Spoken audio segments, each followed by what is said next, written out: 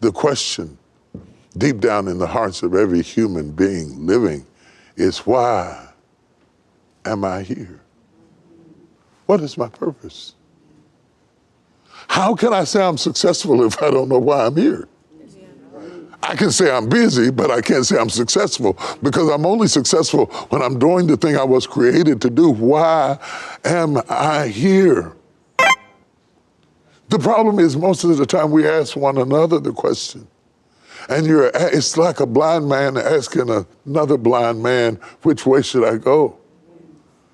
Because we can't answer your question, because we're trying to answer our own question. And the answer that is true for me might not be true for you, because my purpose might not be your purpose. So in order to get the answer, we have to go back to the manufacturer. He is the reason that we seek him, because he has the answer, not to who he is, but to who am I. Wow.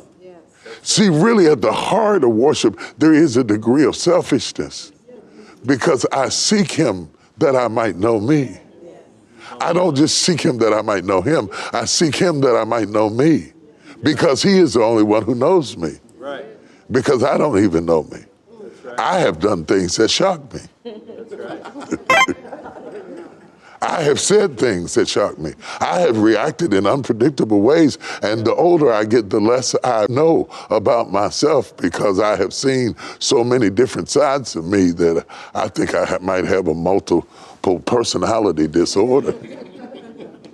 But God knows why I am the way I am, and he knows where the bolts goes, and he knows where the screws should be, and he knows where to put the valves, and he knows how to handle me. Paul says, oh, that I may know him in the fellowship of his suffering and the power of his resurrection. Then he says, oh, that I may apprehend that which I am apprehended of. He said, I'm chasing God because he knows me. He knows what I can do. He knows what I can build. He knows what I can handle. He knows what I can have. He knows whether I'm supposed to be here or there, or with this one or that one, or connected here or there. And if I don't go back to the manufacturer, then I'm just playing with screwdrivers, seeing what works, only to spend hours building something that is dysfunctional and frustrated because it didn't work. Wow. The reason we go back to God is because he is the master, and he put everything in the box we needed to be successful at what we were created to do. So I don't have to wish for stuff that he put in your box, because I'm not supposed to be you. I'm supposed to be me. I don't have to long after things that he has given to you, because he gave them to you so you could be who you were supposed to be. He gave me everything in the box I needed to do everything I was created to do if I seek him. No. This is not about self-control. This is about God control. Self-control does not take grapes and turn them into wine. The wine dresser has to do that. And if you ever hope to be what God created you to be, you have to submit yourself into his hands and know that he knows exactly what tools to use to bring out the best in you.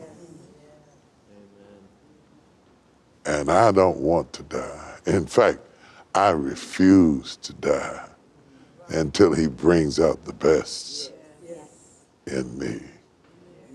And oh, what fun it's been to see what he brought out of me.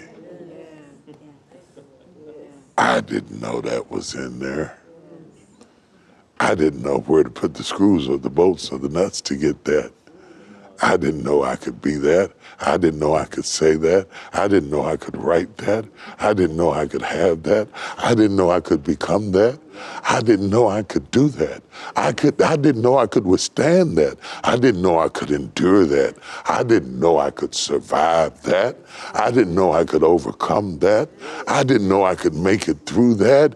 Oh, how amazing it's been when you go back to the manufacturer to understand what weight you were created to handle, what loads you can stand, how fast you can move, how much you can accomplish.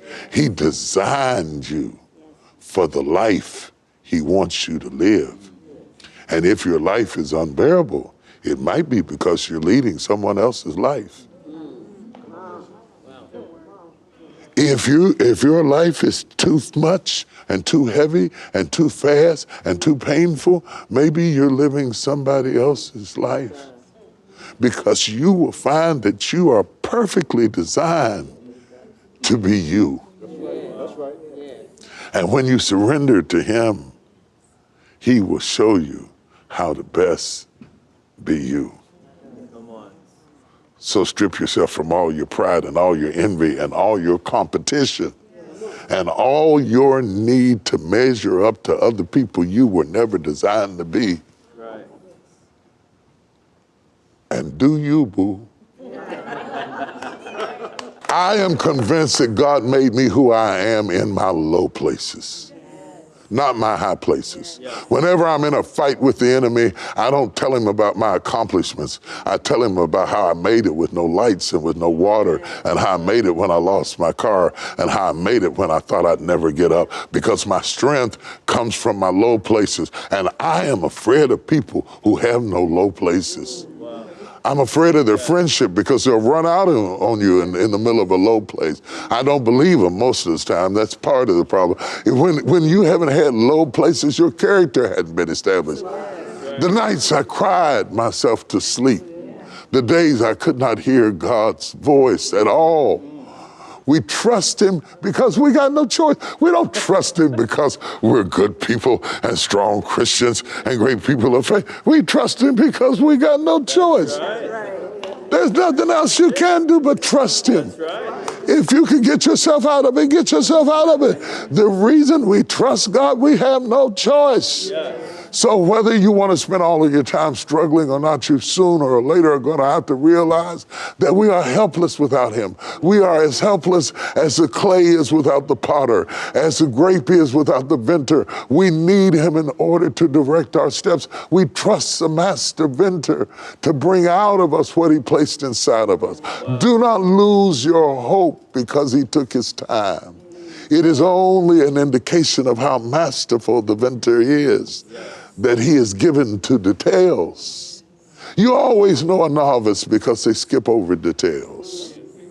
But the more proficient you are at the artistry of what you do, the more detailed it is.